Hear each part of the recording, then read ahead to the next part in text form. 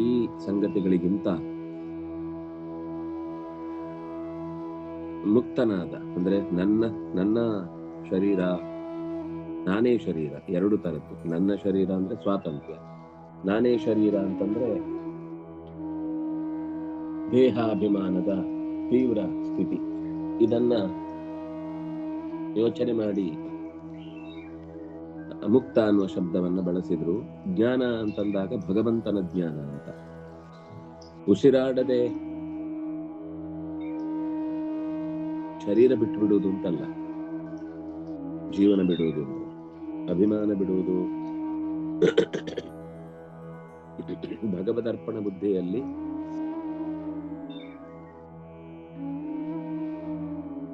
ಪರಮಾತ್ಮನನ್ನ ನೆನೀತಾ ಇರುವುದು ಅನ್ನುವುದು ಹೇಗೆ ಅನ್ನೋದಕ್ಕೋಸ್ಕರ ಈ ಪದ್ಯ ಬಂದಿತ್ತು. ಬ್ರಹ್ಮಾರ್ಪಣಂ ಬ್ರಹ್ಮಹವಿರ್ ಬ್ರಹ್ಮಾಗ್ನೌ ಬ್ರಹ್ಮಾಹುತಂ ಬ್ರಹ್ಮೈವ ತೇನ ಗಂತವ್ಯಂ ಬ್ರಹ್ಮಕರ್ಮ ಸಮಾಧಿನ ಅಂತ. ಈ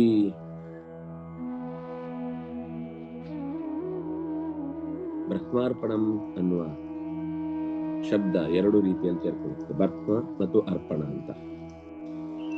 ಬ್ರಹ್ಮ ಅರ್ಪಣ ಅಂತ ತೆಗೆದುಕೊಂಡಾಗ ಅರ್ಪಣ ಸ್ವರೂಪವೇ ಬ್ರಹ್ಮ ಅಂತ. ಇನ್ನೊಂದು ಒಂದೇ ಶಬ್ದ ಅಂತ ತೆಗೆದುಕೊಳ್ಳಿಗೆ ಬ್ರಹ್ಮಣೇ ಅರ್ಪಣಂ, ಬ್ರಹ್ಮನಲ್ಲಿ ಅರ್ಪಿಸುವುದು ಅಂತ. ಯಾಕೆಂದ್ರೆ ಅಲ್ಲಿ ಮುಂದೆ ಬ್ರಹ್ಮೈವ ತೇನ ಗಂತವ್ಯಂ ಅನ್ನುವಲ್ಲಿ ಏವ ಶಬ್ದ ಎಲ್ಲ ಕಡೆಗೂ ಅನ್ವಯ ಮಾಡಿಕೊಂಡ್ರೆ ಬ್ರಹ್ಮಣೈವ ಅರ್ಪಣಂ, ಬ್ರಹ್ಮೈವ ಅರ್ಪಣಂ, ಬ್ರಹ್ಮೈವ ಹವಿಹಿ, ಬ್ರಹ್ಮಣೈವ ಹುತಂ, ಬ್ರಹ್ಮೈವ ಕರ್ಮ, ಎಲ್ಲ ಕಡೆ ಏವ ಅಂತ ಹಾಕಿಕೊಂಡ್ರೆ ಅವನೇ ಆ ಸ್ವರೂಪದಿಂದ ಇದ್ದು ಕಾರ್ಯವನ್ನ ನಡೆಸ್ತಾನೆ ಅಂತ. ಅವಿರೂಪವಾಗಿ ನಿಲ್ಲುವವನು ಅವನೇ, ಅಗ್ನಿರೂಪವಾಗಿ ಸುಡುವವನು ಅವನೇ, ಯಜಮಾನ ರೂಪನಾಗಿ ಆಹುತಿಯನ್ನು ನೀಡುವವನು ಅವನೇ. ಹೀಗೆ ಎಲ್ಲಾ ಅರ್ಥದಲ್ಲೂ ಇವತ್ತೆ ಎಲ್ಲ ಅವನೇ ಅಂತ ಹೇಳಲಿಕ್ಕೆ ವೇದದಲ್ಲೂ ಬಂದ ಮಾತು ಸರ್ವಂ ಖಲ್ವಿದಂ ಬ್ರಹ್ಮ ಅಂತ. ಸರ್ವ ಅಂದ್ರೆ ಎಲ್ಲವೂ ಅವನಿಂದಲೇ, ಸರ್ವ ಸಮರ್ಥ, ಸರ್ವಾಂತರ್ಯಾಮಿ, ಸರ್ವನಿಯಾಮಕ ಅನ್ನುವ ಎಲ್ಲ ಅರ್ಥದಲ್ಲಿ ಬ್ರಹ್ಮ ಶಬ್ದ ಪರಿಪೂರ್ಣ ಅಂತ ಹೇಳಲಿಕ್ಕೋಸ್ಕರ ಬಂದದ್ದು. ಹಾಗಾಗಿ ಭಗವಂತನನ್ನ ಬ್ರಹ್ಮ ಶಬ್ದದ ಎಲ್ಲಾ ಪದಗಳಿಂದ, ಎಲ್ಲಾ ಅಂಶಗಳಿಂದಲೂ ಯಜ್ಞಕ್ಕೆ ಬೇಕಾದ ಪರಿಪೂರ್ಣತೆ. ಯಾಕಂದ್ರೆ ಯಜ್ಞಾರ್ಥಾತ್ ಕರ್ಮಣೋ ನೇತ್ವ ಲೋಕೋಯಂ ಕರ್ಮ ಬಂಧನ ಅಂತ ಮಾತು. ಯಜ್ಞದ ಹೊರತುಪಡಿಸಿದ ಕರ್ಮ ಅಂತ ಅನ್ನೋದು ಬಂಧಕ ಅಂತ. ಅದು ಯಜ್ಞ ಆಗ್ಬೇಕು ಅಂದ್ರೆ ಜ್ಞಾನಾವಸ್ಥಿತ ಚೇತಸ. ಆ ಜ್ಞಾನ ಎಂಥದ್ದು ಅಂತಂದ್ರೆ ಈ ಶ್ಲೋಕದ ಮೂಲಕ ಎಲ್ಲವೂ ಬ್ರಹ್ಮಮಯ, ಎಲ್ಲವೂ ಬ್ರಹ್ಮನಿಂದಲೇ ವ್ಯಾಪಿಸಿದ್ದು ಅಂತ. ಬ್ರಹ್ಮಮಯ ಅಂದ್ರೆ ಅದೇ ಆಗಿರುವುದು ಅಂತ ಅರ್ಥ ಅಲ್ಲ. ನಾವು ಹವಿಸ್ಸನ್ನ ಬೆಂಕಿಯಲ್ಲಿ ಅರ್ಪಣೆ ಮಾಡ್ತೇವೆ. ಇದೇನಂದ್ರೆ ತೀರ ದಡ್ರಿಗೆ ತುಪ್ಪವನ್ನ ಬೆಂಕಿಗೆ ಹಾಕಿದ್ರೆ, ತುಪ್ಪವನ್ನ ಹಾಳು ಮಾಡಿದ್ರೆ ಅದು ಯಜ್ಞ ಅಂತ ಅವರ ಕಲ್ಪನೆ. ಇದು ಲೋಕದಲ್ಲಿ ಹಾಗೆ ಬಹಳ ಜನಕ್ಕೆ ಹಾಗೆ ಅನ್ಸುತ್ತೆ. ಆದ್ರಿಂದಾಗ ಅವ್ರು ಹೇಳುದು ತುಪ್ಪ ವೇಸ್ಟ್ ಮಾಡಿ ಜಗತ್ತಲ್ಲಿ ಆಹಾರದ ಕೊರತೆ ಉಂಟಾಯ್ತು. ಆಹಾರದ ಕೊರತೆ ಆಗ್ಲಿಕ್ಕೆ ಅದು ಕಾರಣ ಅಲ್ಲ, ಆದ್ರೆ ಅವರಿಗೆ ತುಪ್ಪವನ್ನ ಬೆಂಕಿಯಲ್ಲಿ ಸುರಿಯುವುದನ್ನ ರಾಕ್ಷಸರಿಗೆ ಯಾವತ್ತೂ ಸಹಿಸ್ಲಿಕ್ಕಾಗಲ್ಲ. ಯಾಕಂದ್ರೆ ಅದರಲ್ಲಿ ಪ್ರಾಕೃತಿಕವಾದ ಲಾಭ ಸಿಕ್ಕಾಪಟ್ಟೆ ಇದೆ ಮತ್ತು ಸಾತ್ವಿಕವಾದ ಶಕ್ತಿ ಜಾಗೃತವಾಗುತ್ತೆ. ಇದು ಅವರಿಗೆ ಕಷ್ಟದ ಸಂಗತಿ. ಅದಕ್ಕೋಸ್ಕರ ಅವರು ಅದನ್ನು ವಿರೋಧಿಸ್ತಾರೆ. ಲೋಕಕ್ಕೆ ಉಪಕಾರ ಆಗ್ತಿತ್ತು, ಯಾಕೆ ನೀವು ತುಪ್ಪವನ್ನ ವ್ಯರ್ಥ ಮಾಡ್ತಾ ಇದ್ದೀರಿ ಅಂತ. ಇನ್ನು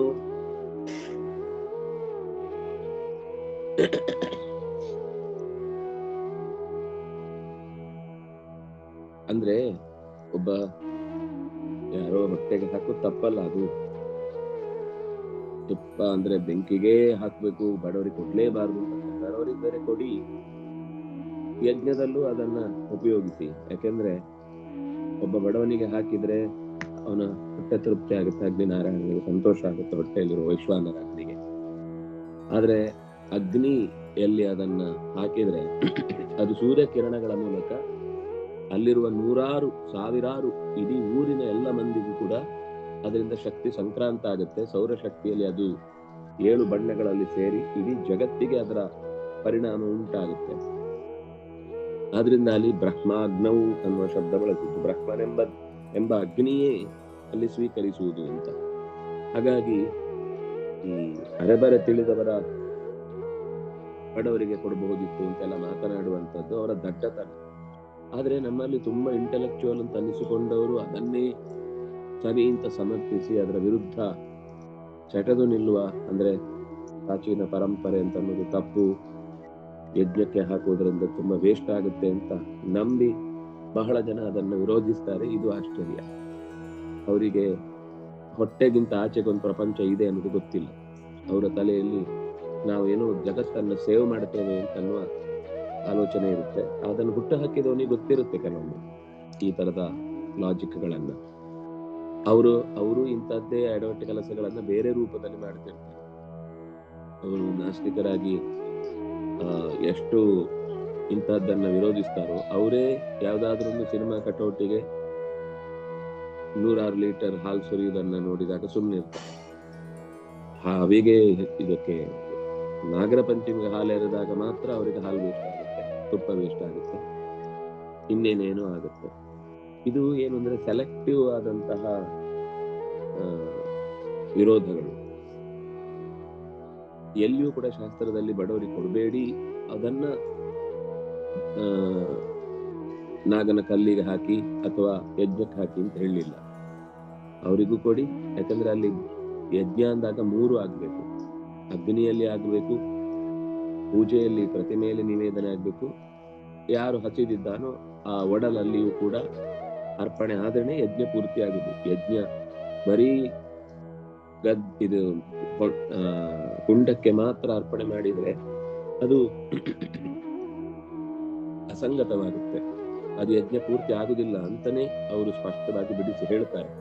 ನಮ್ಗಿದೆಲ್ಲ ಗೊತ್ತಿಲ್ಲದೆ ಕೇವಲ ಮೇಲ್ನೋಟಕ್ಕೆ ಕಂಡ ಸಂಗತಿಯನ್ನು ಇಟ್ಟುಕೊಂಡು ಅದನ್ನು ವಿರೋಧಿಸುವುದರಲ್ಲಿ ಏನೂ ಅರ್ಥ ಇಲ್ಲ. ಹಾಗಾಗಿ ಯಜ್ಞ ಮಾಡಿಸುವಂತಹ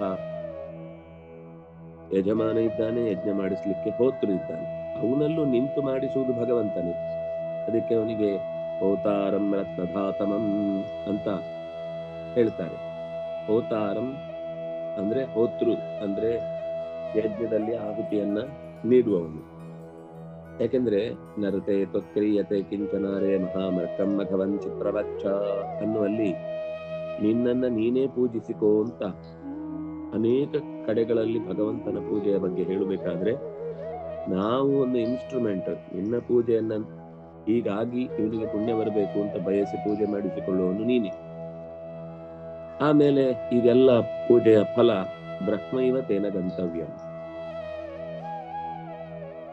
ಅವನಿಗೇನೆ ಅರ್ಪಣೆ ಆಯ್ತು, ಅವನೇ ನಮ್ಮಲ್ಲಿ ಅರ್ಪಣ ಬುದ್ಧಿಯಿಂದ ಮಾಡಿಸ್ಬೇಕು ಅಂತ ಆಯ್ತು. ಅವನೇ ಹವಿರ್ದ್ರವ್ಯವಾದ ಆಹ್ವಾನಕ್ಕೆ ಒಳಗಾಗುವವನು, ಆಹ್ವಾನಕ್ಕೆ ಯೋಗ್ಯನಾದವನು, ಅವನೇ ಆ ಹವಿಸ್ಸನ್ನು ಸ್ವೀಕರಿಸುವವನಾದನು. ಆದ್ರಿಂದ ಅದು ಅವನ ಹೆಸರಲ್ಲಿರುತ್ತೆ. ಅವನೇ ಇನ್ನೊಂದು ಕಡೆ ಅದನ್ನ ಅಗ್ನಿಯಲ್ಲಿ ನಿಂತು ಸುಡ್ತಾನೆ, ಅವನೇ ಅಗ್ನಿಯಾಗಿ ಸುಡ್ತಾನೆ, ಅಗ್ನಿಯಲ್ಲಿ ನಿಂತು ಸುಡ್ತಾನೆ. ಬ್ರಹ್ಮನಲ್ಲಿ ಬ್ರಹ್ಮಣಿ ಅಗ್ನೌ ಹುತಂ ಕೇನ ಬ್ರಹ್ಮಣ, ಅಲ್ಲಿ ಋತ್ವಿಜ ಯಾರಿರ್ತಾನೋ ಅವನೇ ಹೋಮ ಮಾಡುವುದು, ಅವನಲ್ಲಿ ನಿಂತು ಪರಮಾತ್ಮನೇ ಆ ಯಜ್ಞದ ಸಾಂಗತೆಯನ್ನು ಸಿದ್ಧಿಸ್ಲಿಕ್ಕೋಸ್ಕರ ಹೋಮ ಮಾಡ್ತಾನೆ. ಹಾಗಾಗಿ ಇದು ಯಜ್ಞದ ಕುಂಡ ಆಯ್ತು, ಅಗ್ನಿ ಆಯ್ತು, ಹವಿಸ್ಸಾಯ್ತು, ಆಹುತಿ ಕೊಡುವನಾದ. ಇನ್ನು ಆದ್ರಿಂದ ಬರುವಂತದ್ದೇನು ಅಥವಾ ಆ ಕರ್ಮ ಯಾರನ್ನು ಹೋಗಿ ಸೇರ್ಬೇಕು ಅಂತ ಮಾಡುವಂತದ್ದು ಬ್ರಹ್ಮೈವ ತೇನ ಗಂತವ್ಯ. ಇದರ ಪರಿಣಾಮ ಪ್ರಭಾವ ಫಲ ಬಯಸುವುದೇನು ಅಂದ್ರೆ ಎಲ್ಲ ಪರಮಾತ್ಮನಲ್ಲೇ ಹೋಗಿ ತನ್ನನ್ನ ಒಪ್ಪಿಸಿಕೊಳ್ಳುವುದು. ಹಾಗಾಗಿ ಎಲ್ಲವೂ ಭಗವದ ಅಧೀನ ಅಂತ ತಿಳಿಸ್ಲಿಕ್ಕೋಸ್ಕರ ಅದರ ಫಲವೂ ಅವನೇ ಕೊಡ್ತಾನೆ ಅನ್ನೋದಕ್ಕೋಸ್ಕರ ಬ್ರಹ್ಮೈವ ತೇನ ಗಂತವ್ಯ. ಅಂದ್ರೆ ಒಂದು ರೀತಿಯಲ್ಲಿ ಜ್ಞಾನದ ಕರ್ಮ ಅಂತಾಗಿದ್ರೆ ಅದು ಅವನು ಸಮಾಧಿಗೆ ಹೋಗುವುದು ಅಂತ ಅರ್ಥ. ಜ್ಞಾನದ ದಾರಿ ಅಂತಾಗಿದ್ರೆ ಅವನು ಸಾಕ್ಷಾತ್ಕಾರದ ಕಡೆಗೆ ಸತತಂ ಶಾಸ್ತ್ರ ವಿಮರ್ಶೆನ ಭವಿಷ್ಯತಿ ಸಾಕ್ಷಾತ್ಕಾರ ಅಂತ. ಇನ್ನೊಂದು ಕರ್ಮ ಮಾಡುವುದರ ಮೂಲಕ ತೃಪ್ತಿಗೊಂಡು ಭಗವಂತನಿಗೆ ಅರ್ಪಿಸಿದೆ ಅನ್ನುವ ಭಾವದಿಂದ ಬದುಕುವಂಥದ್ದು. ಹಾಗಾಗಿ ಬ್ರಹ್ಮಕರ್ಮ ಸಮಾಧಿನ, ಬ್ರಹ್ಮಕರ್ಮ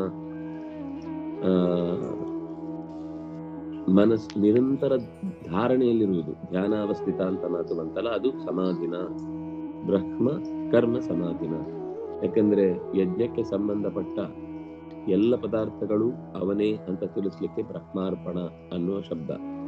ಅರ್ಪಣಂ ಬ್ರಹ್ಮ, ಇಲ್ಲಿ ಏನೇನು ಅರ್ಪಿಸಲ್ಪಡುತ್ತೋ ಅದೆಲ್ಲ ಬ್ರಹ್ಮ.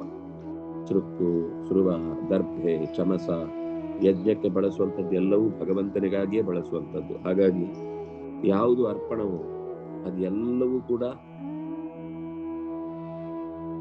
ಭಗವಂತನಿಗೆ ಸಂಬಂಧಿಸಿದ್ದು ಅಂತ ಹೇಳಲಿಕ್ಕೆ ಬ್ರಹ್ಮಾರ್ಪಣ ಅನ್ನೋ ಶಬ್ದವನ್ನ ಬಳಸಿದ್ದು. ಹಾಗಾಗಿ ಬ್ರಹ್ಮ ಹವಿಸ್ಸು ಅಂದ್ರೆ ಪರಮಾತ್ಮ, ಹವಿಸ್ಸು ಅಂದ್ರೆ ಆಹ್ವಾನ ಮಾಡಿ ಕೊಡುವಂಥದ್ದು ಅಂತ, ಪರಮಾತ್ಮನನ್ನೇ ಆಹ್ವಾನಿಸಿ ಕೊಡುವಂಥದ್ದು ಅಂತ ಅನ್ನೋದು ಬ್ರಹ್ಮ ಹವಿ.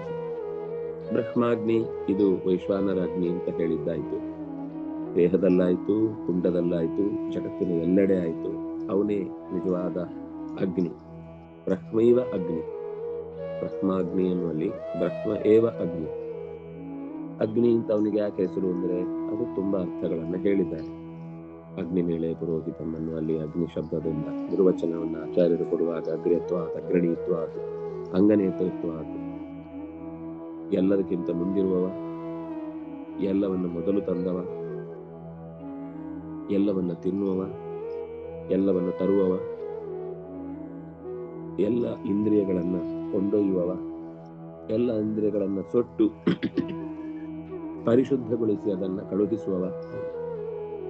ಹೀಗೆ ಸುಮಾರು ಅರ್ಥಗಳಲ್ಲಿ ಅಗ್ನಿ ಶಬ್ದವನ್ನ ಬ್ರಹ್ಮರೂಪಕ್ಕಾಗಿ ಅನ್ವಯ ಹೇಗ್ ಮಾಡಬೇಕು. ಅಗ್ನಿ ಅಂದ್ರೆ ಒಬ್ಬ ಬರೀ ದೇವತೆ ಅಲ್ಲ, ಅದರಲ್ಲಿರುವ ಭಗವಂತನೇ ಅಗ್ನಿ ಶಬ್ದ ವಾಚ್ಯ ಅಂತ ತಿಳಿಸುವುದಕ್ಕೋಸ್ಕರ ಬ್ರಹ್ಮಾಗ್ನಿ ಅನ್ನುವ ಶಬ್ದ ಬಳಸಿದ್ರು. ಬ್ರಹ್ಮ ಶಬ್ದದ ಅಂದ್ರೆ ಅಗ್ನಿ ಶಬ್ದದ ಸಮಸ್ತ ಅರ್ಥವೂ ಕೂಡ ಎಲ್ಲಿ ಪೂರ್ಣವಾಗಿ ಅನ್ವಯವಾಗುತ್ತೋ ಗುಣವಾಚಕವಾದಾಗ ಅದು ಬ್ರಹ್ಮಾಗ್ನಿ ಅಂತ. ಹೀಗೆ ಅದರ ವಿಶೇಷ ವಿವರಣೆಯನ್ನು ನಾವು ನೋಡಿದ್ದುಂಟು.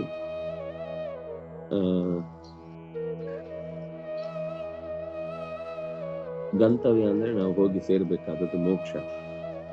ಸಮಾಧಿ ಅಂತಂದ್ರೆ ಮನಸ್ಸು ಎಲ್ಲಿ ದೃಢವಾಗಿ ನಿಂತರೆ ಅದಕ್ಕೆ ಪೂರ್ಣವಾದ ಸಮಾಧಾನ ಆಗುತ್ತೋ ಅದು ಸಮಾಧಿ. ಅದು ಪರಮಾತ್ಮನೇ ಹೊರತು ಬೇರೆ ಯಾರನ್ನು ಕೂಡ ಸಮಾಧಿ ಅಂತ ಹೇಳಲಿಕ್ಕೆ ಸಮ್ಯಕ್ ಆಧೀಯತೆ, ಚೆನ್ನಾಗಿ ಇಲ್ಲಿ ಇರಿಸಲ್ಪಡುತ್ತೆ. ಹಾಗಾಗಿ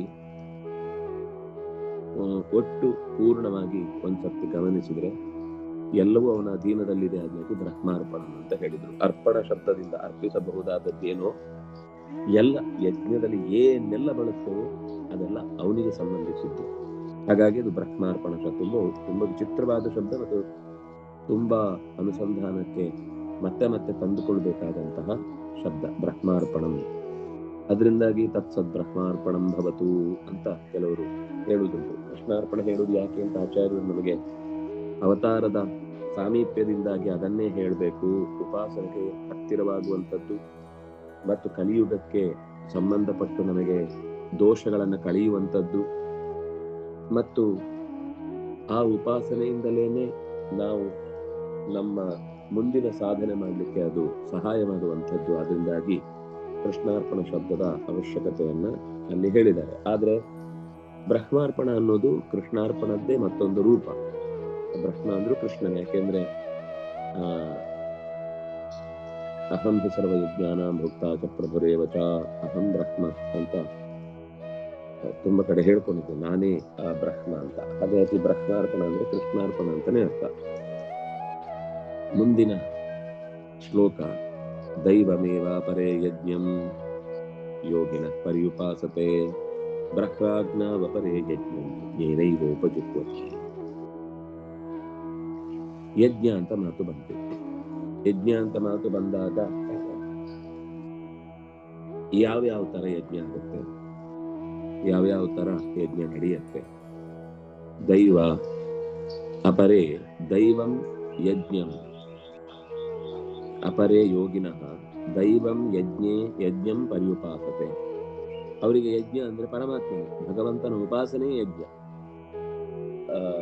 ಧ್ಯಾನ ಆಗೋದು ಇರಬಹುದು, ಅಥವಾ ಪೂಜಾ ಪುರಸ್ಕಾರಗಳಿರಬಹುದು. ಆ ದೈವಿಕವಾದ ಕೆಲಸಗಳಲ್ಲಿ ತೊಡಗುವುದೇ ಕೆಲವರಿಗೆ ಯಜ್ಞ ಅಂತ ಪರಿಕಲ್ಪನೆ. ಹಾಗಾಗಿ ದೈವಮೇವಾಪರೇ ಯಜ್ಞಂ ಒಳ್ಳೆ ಅಂಶ ಇದು. ಅಂದ್ರೆ ಯಜ್ಞ ಅಂದ್ರೆ ನಮ್ಮ ತಲೆಯಲ್ಲಿ ಏನ್ ಬಂತೋ ಅದಕ್ಕಿಂತ, ಏಕೆಂದ್ರೆ ಯಜ ದೇವಪೂಜಾ ಸಂಗತಿಕರಣ ದಾನೇಶು ಅಂತ ಹೆಸರು. ಯಜ ಅಂದ್ರೆ ಯಜ್ಞಕ್ಕೆ ಸಂಬಂಧಪಟ್ಟ ಧಾತುವಿನ ಅರ್ಥ ಹೇಳಬೇಕಾದ್ರೆ ದೇವಪೂಜಾ, ಅದನ್ನು ದೈವ ಅಂತ ಅನ್ನೋದು. ಆ ಯಜ್ಞ ಅನ್ನೋದು ದೇವಪೂಜಾ, ದೇವರನ್ನು ಒಂದು ಪ್ರತಿಷ್ಠೆಗೊಳಿಸಿ ಆ ಸ್ಥಾನಕ್ಕೆ ನಾವು ನಡೆಸುವ ಎಲ್ಲಾ ಪರಿಕರಗಳು ಕೂಡ ದೈವಿಕವಾದ ಏನೆಲ್ಲ ಕೆಲಸಗಳಿವೆಯೋ, ಅದು ರಂಗವಲ್ಲಿ ಹಾಕೋದ್ರಿಂದ ಹಿಡಿದು, ತೋರಣ ಕಟ್ಟುವುದರಿಂದ ಹಿಡಿದು, ಪಾತ್ರೆ ತೊಳೆಯುವುದರಿಂದ ಹಿಡಿದು, ದೇವರ ಪೂಜೆಗೆ ಸಂಬಂಧಪಡುವ ಅಡಿಗೆ ಮೊದಲಾದ ನೈವೇದ್ಯಕ್ಕೆ ಸಿದ್ಧಪಡಿಸುವುದರಿಂದ ಹಿಡಿದು, ಹೂ ತರುವುದರಿಂದ ಹಿಡಿದು, ಆ ಆರತಿ ಬತ್ತಿ ಹಾಕೋದ್ರಿಂದ ಹಿಡಿದು, ಅದನ್ನ ಕ್ರಮವಾಗಿ ಹಂತ ಹಂತವಾಗಿ ಯಾವುದಾದ್ಮೇಲೆ ಯಾವುದಾಗ್ಬೇಕು ಅಂತ ಅದನ್ನು ಜೋಡಿಸುವ ಅಂಶದಿಂದ ಹಿಡಿದು ಎಲ್ಲವೂ ಕೂಡ ದೈವ. ದೇವರನ್ನ ನೆನಪಿಸಿಕೊಳ್ಳುವುದಕ್ಕಾಗಿ ನಡೆಸುವ, ಅದಕ್ಕೆ ಯೋಗಿಗಳು ಅನ್ನೋ ಶಬ್ದ ಹಾಕಿದಾರಲ್ಲ. ಯೋಗಿ ಅಂದ್ರೆ ಯೋಜಕ, ಎಲ್ಲವನ್ನು ಅದಕ್ಕೆ ಮತ್ತೆ ಮುಂದಿನ ಶಬ್ದ ಇದೆ, ಮತ್ತೆ ನೋಡೋಣ. ದೇವಪೂಜಾ ಸಂಗತಿಕರಣ ಅಂದ್ರೆ ಎಲ್ಲವೂ ಕೂಡ ದೇವಪೂಜೆಯ ಒಳಭಾಗದ ಅಂಶಗಳು ಅಂತ ಯಾರು ತಿಳಿದು ಭಗವಂತನನ್ನ ಯಜ್ಞರೂಪಿಯಾಗಿ, ಯಜ್ಞನೇ ಪರಮಾತ್ಮ, ಯಜ್ಞಂ ಪರ್ಯುಪಾಸತೆ, ಯಜ್ಞ ಅಂತ ಹೇಳಿನೇ ಆ ದೈವಿಕವಾದ ಕಾರ್ಯವನ್ನ ಪೂಜಿಸುತ್ತಾರೋ, ಪರಮಾತ್ಮನೇ ಆ ಉಪಾಸನೆಯ ಫಲ, ದೈವಿಕ ಉಪಾಸನೆಯ ಫಲ ಅಂತ ಭಾವಿಸ್ತಾರೋ ಅವರು ಕೆಲವರು, ಅವರು ಯೋಗಿಗಳು. ಬ್ರಹ್ಮಾಜ್ಞಾವಪರೇ ಯಜ್ಞಂ ಯಜ್ಞೇನೈವೋಪಜುಹ್ವತಿ. ಇನ್ನು ಇದು ತೀರ ಧ್ಯಾನದ ಸ್ಥಿತಿಗೆ ಹೋದಾಗ, ದೇವರ ಸ್ಥಿತಿಯಿಂದ ಎಚ್ಚರದಲ್ಲಿದ್ದು ಮಾಡುವಂಥದ್ದು. ಬ್ರಹ್ಮಾಗ್ನೌ, ಮನಸ್ಸಿನಲ್ಲಿ ಕಣ್ಣು ಮುಚ್ಚಿ ಕೂತಾಗ ಹುಟ್ಟಿದಂತಹ ವಿಶಿಷ್ಟವಾದ ತೇಜಃಪುಂಜದಲ್ಲಿ ತನ್ನ ಒಳಗಿನ ಮಾನಸಿಕ ಆಲೋಚನೆಗಳಿರಬಹುದು, ಬೌದ್ಧಿಕ ವಿಚಾರಗಳಿರಬಹುದು, ಆಗ ಹೊರಗೆ ನಡೆಸಿದ ಎಲ್ಲ ಕ್ರಿಯೆಗಳನ್ನ ಒಟ್ಟೈಸಿ ಮನಸ್ಸಿನಲ್ಲಿ ಚಿಂತಿಸಿ ಭಗವಂತನಿಗೆ ಅರ್ಪಿಸುವುದು ಅಂತ ಅನ್ನೋದು ಈ ಯಜ್ಞದ ಸ್ವರೂಪ. ಹಾಗಾಗಿ ಅದು ಬ್ರಹ್ಮಾಗ್ನಾವಪರೇ ಯಜ್ಞಂ ಯಜ್ಞೇನೈವೋಪಜುಹ್ವತಿ. ಬ್ರಹ್ಮಾಗ್ನಿಯಲ್ಲಿ ಅಪರರು, ಇನ್ನು ಕೆಲವರು ಉಪಜುಹ್ವತಿ, ಚೆನ್ನಾಗಿ ಹೋಮವನ್ನ ಮಾಡ್ತಾರೆ, ಎತ್ತರದ ಮನೋಭಾವದಿಂದ ಹೋಮ ಮಾಡ್ತಾರೆ. ಅದು ಬ್ರಹ್ಮಯಜ್ಞ ಅಂತ ಅನ್ನಿಸುತ್ತೆ. ಇದಕ್ಕೆ ಆಚಾರ್ಯರ ಮಾತು ಯಜ್ಞ ಭೇದಾನ್ ಆಹಾ. ಯಜ್ಞ ಭೇದಾನ್ ಅಂತಂದ್ರೆ, ಯಜ್ಞ ಅಂತ ಹಿಂದೆ ಮಾತು ಬಂತು, ಬ್ರಹ್ಮಾಗ್ನಿ, ಅದರಲ್ಲಿ ಆಹುತಿ ಕೊಡುವುದು, ಆಹುತಿ ಕೊಡುವುದಕ್ಕೆ ಬಳಸುವ ವಸ್ತುಗಳು, ಆಹುತಿಯನ್ನು ಕೊಡುವವನು, ಕೊಡಿಸುವವನು, ಎಲ್ಲವೂ ಕೂಡ ಯಜ್ಞರ ಭಾಗ ಅಂತ ಹೇಳಿದ್ರು. ಆ ಯಜ್ಞದಲ್ಲಿ ಭಾಗ ಆದ್ರೆ ಆ ಯಜ್ಞಗಳು ಎಷ್ಟು ತರ, ಯಜ್ಞದ ವಿಧಾನವನ್ನಲ್ಲಿ ಹೇಳಿತು. ಅದು ಎಲ್ಲಿಯೂ ಯಜ್ಞ ಅಂತ ಚಿಂತಿಸಬಹುದು ಅನ್ನೋದನ್ನು ಹೇಳುವುದಕ್ಕೋಸ್ಕರ ಯಜ್ಞ ಪ್ರಕಾರಗಳನ್ನ ನಿರೂಪಿಸುವುದು. ದೈವಂ ಇತ್ಯಾದಿನ ಯಜ್ಞ ಭೇದಾನ್ ಆಹ ದೈವಂ. ದೈವಂ ಅಂದ್ರೆ ಭಗವಂತಂ, ದೈವ ಅಂದ್ರೆ ದೇವರನ್ನು, ಭಗವಂತನನ್ನು. ಭಗವದ್ ಉಪಾಸನಂ ಸಯೇವ ತೇಷಾಂ ಯಜ್ಞ. ಅವರಿಗೆ ಯಜ್ಞ ಅಂದ್ರೆ ಯಾರು ಅಂದ್ರೆ ಭಗವಂತನೇ, ಭಗವಂತನ ಉಪಾಸನೆ ಯಜ್ಞ. ಇಲ್ಲಿ ಯಜ್ಞಂ ಇತಿ ಕ್ರಿಯಾ ವಿಶೇಷಣ. ಯಜ್ಞ ಅನ್ನೋದು ಉಪಜುಹ್ವತಿ ಪರ್ಯುಪಾಸತೆ, ಯಜ್ಞಂ ಪರ್ಯುಪಾಸತೆ, ಯಜ್ಞವನ್ನಾಗಿ, ಯಜ್ಞದ ಕ್ರಿಯೆಯನ್ನಾಗಿ, ದೈವದ ಕಾರ್ಯವನ್ನೇ ಯಜ್ಞದ ಸ್ವರೂಪದಲ್ಲಿ ಉಪಾಸಿಸುತ್ತಾರೆ. ಅದಕ್ಕೆ ಕ್ರಿಯಾ ವಿಶೇಷಣವಾಗಿ ಬಂದಾಗ ಯಜ್ಞಂ ಪರ್ಯುಪಾಸತೆ. ಯಾಕೆಂದ್ರೆ ಅದೆಲ್ಲಿ ಹಾಗೆ ಹೇಳಿದಾರ, ಯಜ್ಞೇನ ಯಜ್ಞಮಯದಂತ ದೇವಾ, ಯಜ್ಞದಿಂದಲೇ ಯಜ್ಞವನ್ನ ದೇವತೆಗಳು ನಡೆಸಿದರು ಅಂತಿದೆ. ಅಲ್ಲಿ ಕ್ರಿಯೆಯನ್ನ ಇಟ್ಟುಕೊಂಡೇ ಮಾತಾಡ್ತಾ ಇರುವುದು ಅಂತ ನಮಗೆ ಸ್ಪಷ್ಟ ಆಗುತ್ತೆ. ಹಾಗಾಗಿ ಇನ್ನೊಂದು ಇದು ಲೋಕದ ಸಾಮಾನ್ಯ ವ್ಯವಹಾರ ಆಯಿತು. ಸ್ವಲ್ಪ ಇನ್ನು ಎತ್ತರಕ್ಕೆ ಏರಿದವರು ಅಂತ ಆದಾಗ ಈ ಉಳಿದವರಿಗೆ ಬೇರೆ ಯಜ್ಞ ಇಲ್ಲ ಆದ್ರಿಂದ ಅವರು ಅದನ್ನು ಮಾಡ್ತಾರೆ. ಇನ್ನು ಕೆಲವರಿಗೆ ಯತಿಗಳಿಗೆ ಯಜ್ಞ ಅಂದ್ರೆ ಭಗವಂತ. ಅಲ್ಲಿ ಯಜ್ಞೇನ ಯಜ್ಞಂ, ಅಲ್ಲಿ ಯಜ್ಞನನ್ನೇ ಪೂಜಿಸಿದ್ರು ಅಂತಿದೆ. ಯಜ್ಞನನ್ನ ಪೂಜಿಸುವುದು ದೇವರನ್ನೇ ಪೂಜಿಸುವುದು. ಹಾಗಾಗಿ ಇಲ್ಲಿ ಯಜ್ಞ ಅಂದ್ರೆ ಒಂದು ಕ್ರಿಯಾ ವಿಶೇಷಣ ಆದ್ರೆ, ಇನ್ನೊಂದು ಕಡೆ ಆ ಕ್ರಿಯಾ ವಿಶೇಷಣದ ಬದಲು ಅದು ಭಗವಂತನ ಸ್ವರೂಪ ಅಂತಾನೆ ಅರ್ಥ. ಹಾಗಾಗಿ ಯಜ್ಞೇನ ಯಜ್ಞಂ ಅಯಜಂತ ದೇವಾ, ಅಯಜಂತ ಹೋಮಿಸಿದರು.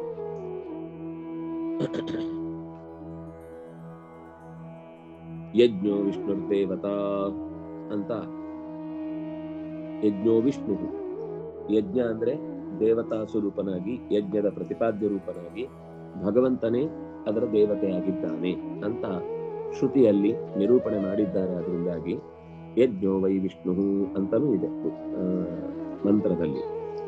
ಊರ್ಧ್ವೋ ವಿಷ್ಣು ಅಂತಿದ್ದ ಹಾಗೆ ಯಜ್ಞೋ ವೈ ವಿಷ್ಣು ಅಂತ ಇತ್ಯಾದಿ ಶ್ರುತಿಭ್ಯ, ಈ ಮೊದಲಾದ ಶ್ರುತಿಗಳಲ್ಲಿ ಯಜ್ಞ ಅನ್ನುವ ಶಬ್ದದಿಂದ ಪರಮಾತ್ಮನನ್ನೇ ಪ್ರತಿಪಾದಿಸಿದ್ದಾರೆ.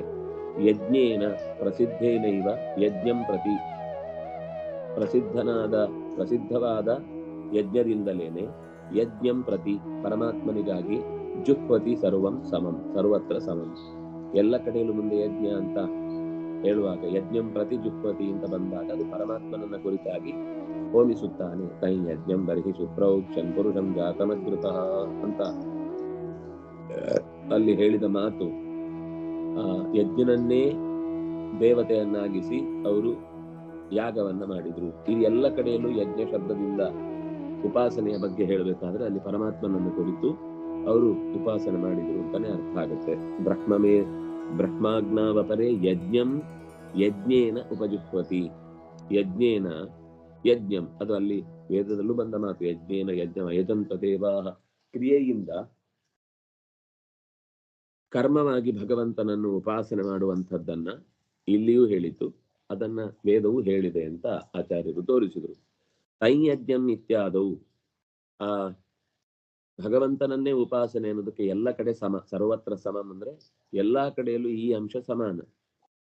ಯಜ್ಞನನ್ನು ಕುರಿತು ಹೋಮಿಸುತ್ತಾರೆ ಅನ್ನುವುದನ್ನ ನಾವು ಎಲ್ಲ ಕಡೆಗೂ ಅನ್ವಯಿಸಿಕೊಳ್ಬೇಕು ಮುಂದೆ. ಇದು ಶಾಸ್ತ್ರದಲ್ಲೇ ಹೇಳಿದ ಮಾತು. ವಿಷ್ಣುಂ ರುದ್ರೇಣ ಪಶುನಾ ಬ್ರಹ್ಮ ಜ್ಯೇಷ್ಠೇನ ಸೂನುನ ಅಯಜನ್ಮಾನಸೆ ಯಜ್ಞೇ ಪಿತರಂ ಪ್ರಪಿತಾಮಹ ಇತ್ಯಾದಿ. ಜಗತ್ತಿನ ಮುತ್ತಜ್ಜ ಚತುರ್ಮುಖ ಮಾನಸ ಯಜ್ಞದಲ್ಲಿ ತನ್ನ ಹಿರಿಯ ಮಗನಾದ ರುದ್ರನನ್ನು ಭಗವಂತನಿಗೆ ಒಪ್ಪಿಸಬೇಕಾದ, ಅಂದ್ರೆ ಏನೇ ವಸ್ತು ಇದ್ರು ಅದು ಭಗವಂತನಿಗೆ ಒಪ್ಪಿಸಬೇಕು. ತಾನು ಸೃಷ್ಟಿಯಾದ ತಕ್ಷಣವೇ ಭಗವಂತನಿಗೆ ಒಪ್ಪಿಸ್ಲಿಕ್ಕೋಸ್ಕರ ರುದ್ರನನ್ನ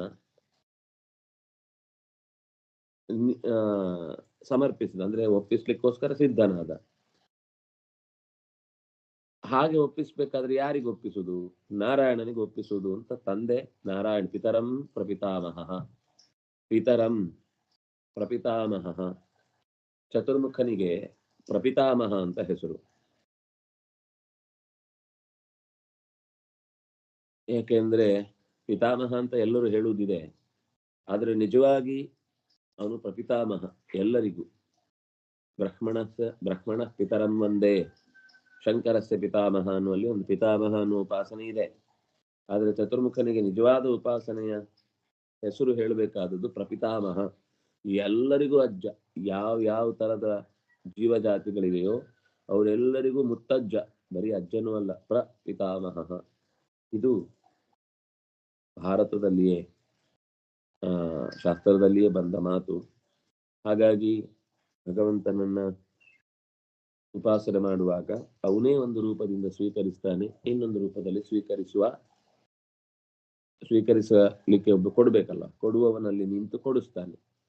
ರುದ್ರ ಅನ್ನುವ ಶಕ್ತಿಯನ್ನ ಬಾಗಿಸುವುದು ಅಂತ, ಮನಸ್ಸನ್ನ ಅಲ್ಲಿ ರುದ್ರ ಅಂದ್ರೆ ಅವನಿಂದ ಅಭಿಮನ್ಯವಾದ ಮನಸ್ಸು, ಅದು ನಮಗೆ ದೇವರಿಗೆ ಕೊಡಬೇಕಾದ ಸೊತ್ತು. ಅದಕ್ಕೆ ಗ್ರಹ ಅಂತ ಸಂಸ್ಕೃತದಲ್ಲಿ ಕರೆಯುವುದು. ಭಗವಂತನಿಗೆ ಒಪ್ಪಿಸುವ ಅಮೃತ ರಸವನ್ನು ಇಟ್ಟು ಕೊಡುವಂತಹ ಪಾತ್ರೆಗೆ ಗ್ರಹ ಅಂತ. ಮನಸ್ಸು ಅನ್ನೋದು ಭಕ್ತಿಯ ರಸವನ್ನ ಹೊತ್ತು ಭಗವಂತನಿಗೆ ಸಮರ್ಪಣೆ ಮಾಡ್ಲಿಕ್ಕೋಸ್ಕರ ಇದು ಪಾತ್ರೆ ಸಮೇತ. ಅದು ಕೇವಲ ನೀರು ಕೊಟ್ಟ ಮೇಲೆ ಲೋಟೆ ವಾಪಸ್ ತಗೊಂಡು ಹಾಗಲ್ಲ, ಅದು ಅವನಿಗೇನೆ ಮನಸ್ಸು ಸಹಿತ ಭಕ್ತಿಯ ರಸದಿಂದ. ಮತ್ತೆ ಅದು ಮನಸ್ಸು ಹೊರಟೋಯ್ತಾ ಅಂತ ಅಂದ್ರೆ ಹೊರಟೋಗುದಿಲ್ಲ, ಅದು ಭಕ್ತಿಗೆ ಆಧಾರವಾಗಿ ಎಷ್ಟು ಬೇಕಾದ್ರೂ ಮನಸ್ಸಿನ ಭಾವನೆಗಳನ್ನ ಕಳಿಸ್ಲಿಕ್ಕಾಗತ್ತೆ ಮತ್ತೆ ಮತ್ತೆ. ಮಾನಸೇ ಯಜ್ಞಿ ಅಯಜನ್, ಮಾನಸ ಯಜ್ಞದಲ್ಲಿ ದೇವತೆಗಳು ಪರಮಾತ್ಮನನ್ನ ಯಜ್ಞರೂಪನನ್ನಾಗಿ ಉಪಾಸನೆಗೆ ಇದ್ರು. ಅದರ ಮೂಲ ರೂವಾರಿಯಾಗಿ ಕೆಲಸ ಮಾಡಿದ್ದು ಪ್ರಪಿತಾಮಹನಾದ ಚತುರ್ಮುಖ ಅನ್ನೋದನ್ನ ಹೇಳಿದ್ರು. ಇಲ್ಲಿ ಆಚಾರ್ಯರ ತಾತ್ಪರ್ಯ ಸ್ವಲ್ಪ ಇದೆ.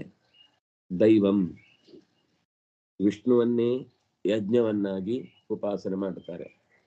ದೈವ ಅನ್ನೋದನ್ನ ವಿಷ್ಣು ಅಂತ ಇಟ್ಕೊಂಡ್ರೆ ಆಗ ದೈವಂ ಯಜ್ಞಂ ಉಪಾಸತೆ, ವಿಷ್ಣುವನ್ನೇ ಯಜ್ಞ ಸ್ವರೂಪವನ್ನಾಗಿ, ಯಜ್ಞದಲ್ಲಿ ಅವನೇ ಅಧಿಕಾರಿ ಆದ್ರಿಂದಾಗಿ ಅವನನ್ನ ನೆನಪಿಸಿಕೊಂಡು ಪೂಜೆ ಮಾಡ್ತಾರೆ. ಅವನ ಯಜ್ಞ ಹೇಗೆ ಅಂದ್ರೆ ತನಗೆ ತಾನೇ ಸ್ವೀಕಾರ ಮಾಡ್ಲಿಕ್ಕೆ ಅವನು ಸಿದ್ಧ ಇದ್ದಾನೆ ಮತ್ತು ಸಾಧ್ಯ ಆಗುತ್ತೆ. ಅವನಿಗೆ ತನ್ನನ್ನು ತಾನೇ ಸ್ವೀಕರಿಸ್ತಾನೆ, ಆದ್ರಿಂದಾಗಿ ಅವನಿಗೆ ಯಜ್ಞ ಅಂತ ಹೆಸರು. ಬ್ರಹ್ಮ ಅನ್ನುವಂತಹ ಅಗ್ನಿಯಲ್ಲಿ ಕ್ರಿಯಾಯಜ್ಞವನ್ನು ಯಜ್ಞನಾಮಕನಾದ ವಿಷ್ಣುವಿನಿಂದಲೇನೆ ಸಮರ್ಪಿಸ್ತಾರೆ. ಆದ್ರಿಂದಾಗಿ ಭಗವಂತ ಅನ್ನುವ ಅಗ್ನಿಯಲ್ಲಿ ಭಗವಂತನಿಗೆ ಕೊಡುವ ಭಗವಂತನೇ ಎಂಬ ಹವಿಸ್ಸನ್ನು ಭಗವಂತನ ಮೂಲಕವೇ ಭಗವಂತನೇ ಕೊಡ್ತಾನೆ. ಅದಕ್ಕೆ ಬ್ರಹ್ಮಾರ್ಪಣ ಅಂತ ಹೇಳಿ ವಿಷ್ಣುವಿನಿಂದ ಸಮರ್ಪಣೆ ಆಗತ್ತೆ. ನಾರಾಯಣ ಬ್ರಹ್ಮ ಶಬ್ದ ವಾಚ್ಯತ್ವ ಅನ್ನೋದು ಅದು ಶಾಸ್ತ್ರದಲ್ಲಿ ಸಿಕ್ಕಾಪಟ್ಟೆ ಅದರ ಬಗ್ಗೆ ಚರ್ಚೆ ನಡೆಯುತ್ತೆ. ಬ್ರಹ್ಮ ಶಬ್ದದಿಂದ ವಾಚ್ಯನಾದವನು ಭಗವಂತನೇ, ಅವನೇ ಈ ಶಬ್ದದಿಂದ ಪ್ರತಿಪಾದ್ಯನಾದವನು ಅನ್ನೋದ್ರಿಂದಾಗಿ ಬ್ರಹ್ಮ ಶಬ್ದಕ್ಕೆ ಸುಮಾರು ಕಡೆಗಳಲ್ಲಿ ಪರಮಾತ್ಮನನ್ನ ನೆನಪಿಸಿ ಅರ್ಥ ಮಾಡಿದ್ದು ಶಾಸ್ತ್ರಗಳಲ್ಲಿ ನಿರಂತರ ಬಂದಿದೆ.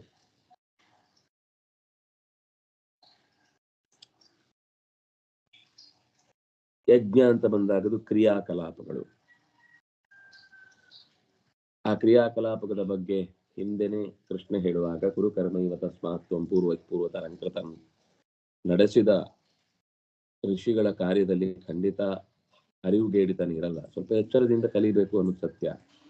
ಆದ್ರೆ ಅವರಿಗೆ ಸ್ಪಷ್ಟವಾಗಿ ಅದರ ಬಗ್ಗೆ ಕಲ್ಪನೆ ಇದ್ದೇ ಮಾಡಿರ್ತಾರೆ. ಆದ್ರಿಂದಾಗಿ ನಮಗೆ ಅದರ ಒಳಮರ್ಮ ಅರ್ಥ ಆಗುವ ತನಕ ನಾವು ಹೊರಗಿನ ವ್ಯವಸ್ಥೆಯನ್ನ ಸಪೋರ್ಟ್ ಮಾಡಬೇಕು. ಅದು ನಡೀತಾ ಹೋಗ್ತಾ ಇರುತ್ತೆ.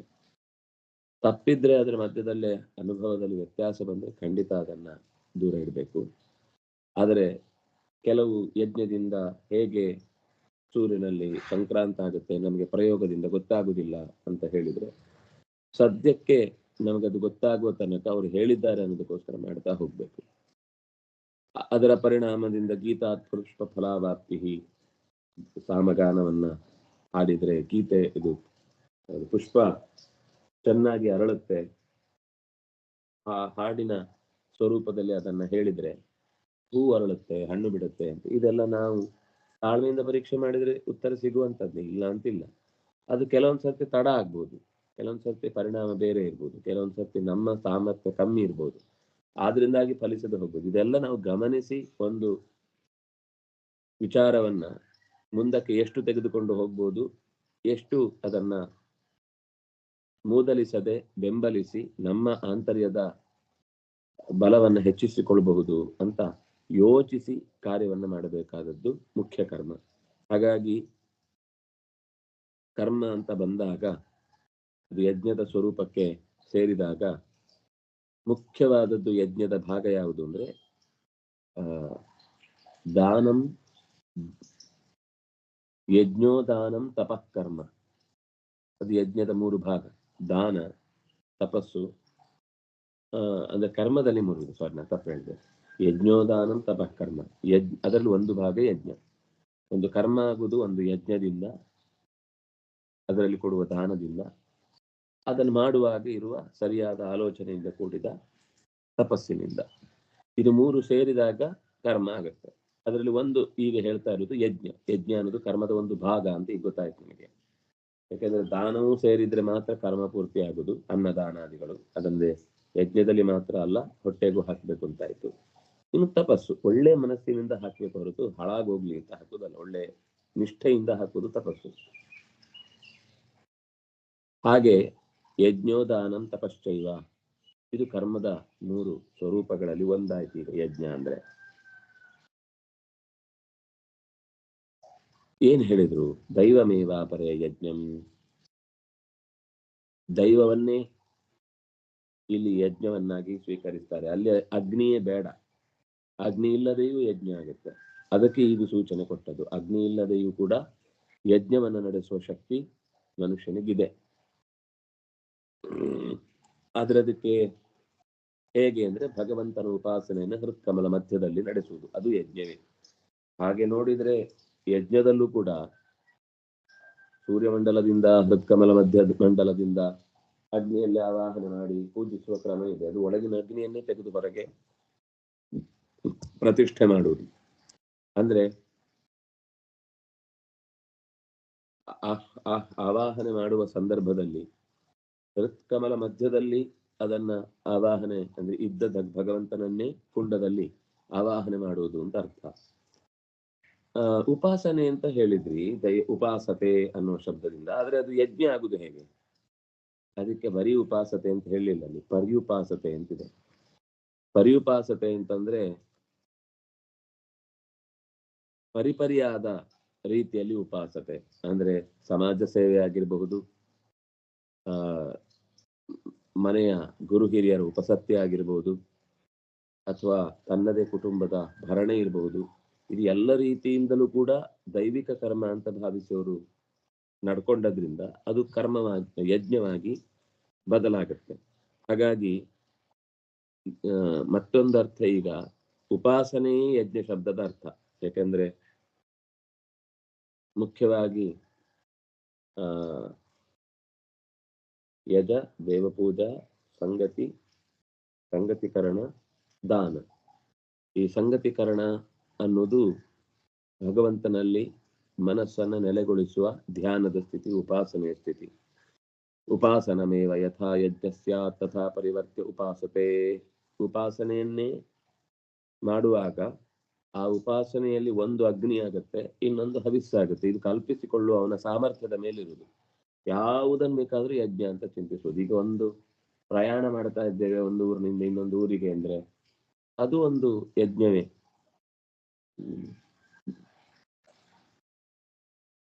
ಶರೀರದಲ್ಲಿ ಇರುವ ಭಗವಂತನನ್ನ ಒಂದು ಊರಿನಿಂದ ಇನ್ನೊಂದು ಊರಿಗೆ ರಥೋತ್ಸವ ಮಾಡ್ಕೊಂಡು ಕರ್ಕೊಂಡು ಹೋಗ್ತಿದ್ದೇನೆ ಅಂತ. ಗಾಡಿಯಲ್ಲಿ ಹೋಗ್ತಾ ಇದ್ದಾಗ ಶರೀರದಲ್ಲಿ 2 ರೂಪಗಳಲ್ಲಿ ಭೋಗವನ್ನು ಅನುಭವಿಸ್ತಾನೆ. ವಾಹನದಲ್ಲಿ ಕುಳಿತು ಅವನೇ ಕರ್ಕೊಂಡು ಹೋಗ್ತಾನೆ. ಆಕಾಶದಲ್ಲಿ ವಾಸುದೇವನಾಗಿ ಭೋಜ್ಯ ವಸ್ತುಷ ಸಂಸ್ಥಿತೋ ಭೋಕ್ತೃಶಕ್ತಿ ಪ್ರದಾತಾರೋ ಭೋಕ್ತಾರೋ ಚ ವಿಶೇಷತಃ ನಾರಾಯಣಾನಿರುದ್ಧೌತು ಭೋಜ್ಯ ವಸ್ತುಷ ಸಂಸ್ಥಿತೋ.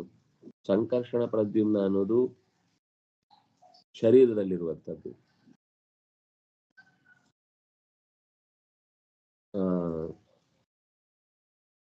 ಇನ್ನು ಉಳಿದ 2 ನಾರಾಯಣಾನಿರುದ್ಧ ಅನ್ನೋದು ಭೋಜ್ಯ ವಸ್ತುವಿನಲ್ಲಿ ಭೋಗ ಮಾಡುವನೊಂದು, ಭೋಜ್ಯ ಒಂದು. ಅದಕ್ಕೆ ಹೊರಗಡೆ ಆಕಾಶದಲ್ಲಿ ಗಾಳಿಯಲ್ಲಿ ವಾಸುದೇವ, ನೆಲದಲ್ಲಿ ಭೂವರಾಹ. ಹೀಗೆ ಇದೇ ಒಂದು ಅಗ್ನಿಯ ಸ್ವರೂಪವಾದಾಗ ನಾರಾಯಣಾನಿರುದ್ಧ ಅನ್ನುವ ಅಗ್ನಿಯಲ್ಲಿ ಈ ಸಂಕರ್ಷಣ ಪ್ರದ್ಯುಮ್ನ ಅನ್ನುವ ಭಗವದ್ ರೂಪ ತಾನು ಪ್ರಯಾಣ ಮಾಡ್ತಾ ಇರುವುದು ಅನ್ನುವಂತಹ ಹವಿಸ್ಸನ್ನ ಭಗವಂತನಲ್ಲಿ ಅರ್ಪಿಸಿ ಮುಂದಕ್ಕೆ ಹೋಗುದು ಅಂತ. ಅವನಿಗೆ ಯಾವುದನ್ನು ಬೇಕಾದ್ರೂ ಯಜ್ಞ ಅಂತ ಪರಿಕಲ್ಪಿಸಿಕೊಳ್ಳಿಕ್ಕೆ ಸಾಧ್ಯ ಆಗತ್ತೆ. ಹಾಗಾಗಿ ಯಜ್ಞ ಅಂದ್ರೆ ಅಗ್ನಿ ಇದ್ರೆ ಮಾತ್ರ ಅಲ್ಲ, ಯಾವ ಕಾರ್ಯವನ್ನು ಕೂಡ. ಈಗ ಪ್ರಾತಃ ಪರ್ವತ ಸಾಯಾಂತಂ ಸಾಯಾದಿ ಪ್ರಾತರಂತಪ ಎಕ್ಕರೋಮಿ ಜಗನ್ನಾಥ ತತಸ್ತೋ ಪೂಜನ. ಅಗ್ನಿಯನ್ನು ಹೃದಯದಲ್ಲೇ ಇಟ್ಟು ಪೂಜಿಸುವ ಸಾಧ್ಯತೆಯೂ ಇರುತ್ತೆ. ಅಂದ್ರೆ ಯೋಗಿ ಆದವನಿಗೆ, ಯಾರು ನಿರಗ್ನಿಯಾಗಿರ್ತಾನೋ ಸನ್ಯಾಸಿ, ಅವನಿಗೆ, ಅಥವಾ ಸನ್ಯಾಸಿ ಅಂತಲ್ಲ, ಯಾರೇ ಆದ್ರೂ ಸನ್ಯಾಸದ ಮಟ್ಟಕ್ಕೆ ಬೆಳೆದು ನಿಂತಿದ್ದಾನೆ ಅಂದ್ರೆ ಅವನು ಈ ಯಜ್ಞವನ್ನ ಅಂತರಂಗಕ್ಕೆ, ಉಪಾಸನೆಯ ಕಡೆಗೆ ತೆಗೆದುಕೊಂಡು ಹೋಗಿದ್ದಾನೆ ಅಂದ್ರೆ ಅವನು ಅಗ್ನಿಯ ಕರ್ತವ್ಯವನ್ನು ನಿರ್ವಹಿಸ್ತಾ ಇದ್ದಾನೆ ಅಂತ ಅರ್ಥ. ಅದಕ್ಕೆ ಉಪಾಸತೆ ಪರ್ಯುಪಾಸತೆ ಅನ್ನುವ ಶಬ್ದವನ್ನು ಬಳಸಿದ್ದು ಅಂತ ನಮ್ಗೆ ಗೊತ್ತಾಯ್ತು. ಇಲ್ಲಾಂದ್ರೆ ಸುಮ್ಮನೆ ಉಪಾಸತೆ ಸಾಕದೇನು ಪರ್ಯುಪಾಸತೆ, ಅದರಲ್ಲಿ ಏನು ವಿಶೇಷವಾದ ಅಂಶ ಏನು ನಮಗೆ ಕಾಣುವುದಿಲ್ಲ. ಆದ್ರೆ ಉಪಾಸನೆಯಲ್ಲಿ ಎರಡು ತರ ಇದೆ. ಸೋಪಾಸನ ತದ್ವಿಧ ಶಾಸ್ತ್ರಾನ್ಯಭ್ಯಾಸ ರೂಪಿಣಿ ಧ್ಯಾನ ರೂಪಾ ಪರಾಚೈವ ಅಂತ. ಒಂದು ಶಾಸ್ತ್ರವನ್ನೇ ನಿರಂತರ ಅಭ್ಯಾಸ ಮಾಡ್ತಾ ಭಕ್ತಿಯಿಂದ ಭಗವಂತನನ್ನ ಒಲಿಸಿಕೊಳ್ಳುವುದಕ್ಕೆ ಪ್ರಯತ್ನಿಸುವುದು ಅನ್ನೋದು ಒಂದು ಯಜ್ಞ, ಶಾಸ್ತ್ರಾಭ್ಯಾಸ ಸ್ವರೂಪಿಣಿ, ಅದು ಒಂದು ಉಪಾಸನೆ. ಎರಡನೇದು ಧ್ಯಾನ ರೂಪ, ಆ ಅಧ್ಯಯನ ಮಾಡಿದ್ದನ್ನ ಅಂತರಂಗದ ಪ್ರಪಂಚದಲ್ಲಿ ಅದನ್ನ ಅಂದ್ರೆ ಕಾಣ್ಲಿಕ್ಕೆ ಪ್ರಯತ್ನ ಮಾಡುದು. ಇದು ಎರಡು ರೂಪದಲ್ಲಿ ನಮಗೆ ಉಪಾಸನೆಯ ಮುಖಗಳು ಸಿಗ್ತವೆ. ಈ ಎರಡೂ ಮುಖಗಳು ಕೂಡ ದೈವಂ, ಇದು ಪರಮಾತ್ಮನಿಗಾಗಿಯೇ. ನಾನೇನೋ ತಿಳಿಲಿಕ್ಕೆ ಹೋಗ್ತೇನೆ ಅಂದ್ರೆ ಭಗವಂತನನ್ನು ಮರಿಲಿಕ್ಕೆ ಹೋಗ್ತೇನೆ ಅಂತ ಅರ್ಥ ಅಲ್ಲ. ಈ ನೆಲದ ಬೇರನ್ನ ಕಳ್ಕೊಳ್ತೇನೆ ಅಂತ ಅರ್ಥ ಅಲ್ಲ. ಇದರಿಂದ ಹೊರಡುವಾಗ ಬಹಳ ಆನಂದ ಅನ್ಸುತ್ತೆ, ಆದ್ರೆ ಕಳ್ಕೊಳ್ಳೋದು ಏನು ಗೊತ್ತಾಗುದಿಲ್ಲ. ಅದರಿಂದಾಗಿ ಯಜ್ಞ ಅಂತ ಬಂದಾಗ ಪ್ರತಿಯೊಂದನ್ನು ಯಜ್ಞವಾಗಿ ಚಿಂತಿಸುವ ವಿಶೇಷ ಭಾರವನ್ನ ಕೃಷ್ಣ ಇಲ್ಲಿ ಉಪಾಸನಾ ಶಬ್ದದಿಂದ ನೀಡಿ, ಎಲ್ಲಿದ್ರೂ ಉಪಾಸನೆ ಮಾಡಬಹುದು, ಉಪಾಸನೆಗೆ ಏನು ಕಷ್ಟ ಇಲ್ಲ. ಆದ್ರೆ ಆ ವಾತಾವರಣ ಸಿಕ್ಕಿದ್ರೆ ಸಲೀಸಾಗುತ್ತೆ, ಹೆಚ್ಚು ಆಗುತ್ತೆ. ಅದು ಮತ್ತೆ ವಾಪಸ್ಸು ಈ ನೆಲದ ಕಡೆಗೆ ನಮ್ಮನ್ನ ಸೆಳೆಯುವುದಕ್ಕೋಸ್ಕರ ನಾವು ಅಂಥ ಕಾರ್ಯದಲ್ಲಿ ತೊಡಗಿದ್ರೆ ಆವಾಗ ಅದು ಭಗವಂತನಿಗೆ ಪ್ರಿಯವಾಗುತ್ತೆ ಅಂತ ಯೋಚನೆ ಮಾಡಿ, ಉಪಾಸನೆ ಅಂತ ಮತ್ತೆ ಅವರು ಹೇಳುದು ಕಾಯಿನ ಮತ್ತು ಮನಸ ವಾಚ ಇತ್ಯಾದಿಗಳಿಂದ ಪರಿಪೂರ್ಣವಾದ ಭಗವಂತನನ್ನು ಎಲ್ಲಾ ಕ್ರಿಯೆಯಿಂದಲೂ ಅವನನ್ನೇ ಪೂಜಿಸ್ತಾ ಇದ್ದೇನೆ ಅಂತ ಯೋಚಿಸಿ ಮಾಡಿದ್ದನ್ನು ಯಜ್ಞ ಅಂತ ಕರೀತಾರೆ. ಅದು ದೈವ ಯಜ್ಞ ಆಗುತ್ತೆ, ನಾರಾಯಣ ಯಜ್ಞ ಆಗುತ್ತೆ, ಬ್ರಹ್ಮ ಯಜ್ಞ ಆಗುತ್ತೆ. ಇದಕ್ಕೆ ಸಂಬಂಧಪಟ್ಟೆ ಇನ್ನೊಂದೆರಡು ಮೂರು ಅಂಶ ಮತ್ತೆ ನಾಳೆಯ ಚಿಂತನೆಯಲ್ಲಿ ಅನುಸಂಧಾನ ಮಾಡೋಣ ಅಂತ ಹೇಳ್ತಾ, ಕಾಯಿನ ವಾಚ ಮನಸ ಇಂದ್ರಿಯರ್ವಾ ಬುದ್ಧಿಯ ಆತ್ಮನಾಭ ಅನುಸೃತ ಸ್ವಭಾವ ಕರೋಮಿ ಯದ್ಯತ್ ಸಕಲಂ ಪರಸ್ಮೈ ನಾರಾಯಣ ಇದು ಸಮರ್ಪಯಾಮಿ. ಶ್ರೀಕೃಷ್ಣಾರ್ಪಿತಂ ಅಸ್ತು.